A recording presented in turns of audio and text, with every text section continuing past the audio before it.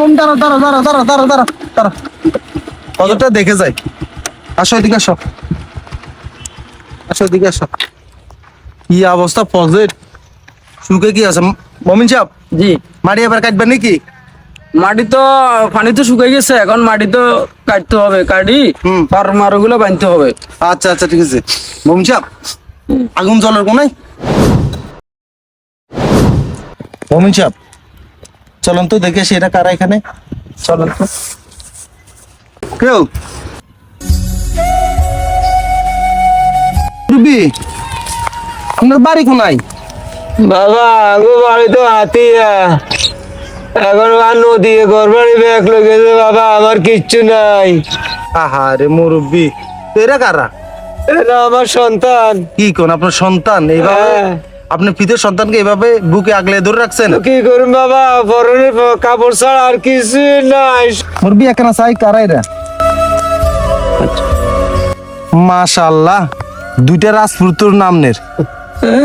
আহারে মুরব্বি, কি এখন গদুর বাগান নদী ভাঙি লয়ে গেছে গে? এই বাবা কিচ্ছু নাই, এখন এই ঠান্ডার ভিতরে এতক্ষণ বসি বাবা, আঙুরে কিছু করিয়েন না বাবা। আমরা না না না না না, আমরা এই এতটা ঠান্ডার কারণে কোনো আমাদের কাপড় শোনেন, চোপড় শোনেন। নাই, একবার এই ধান এলে উদিলে একবার এই তো উদিলে জামা- দেন।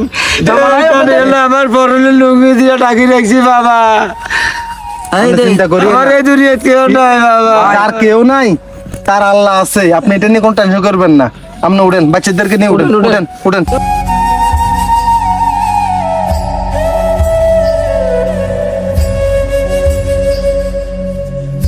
মমিন টাকাটা তো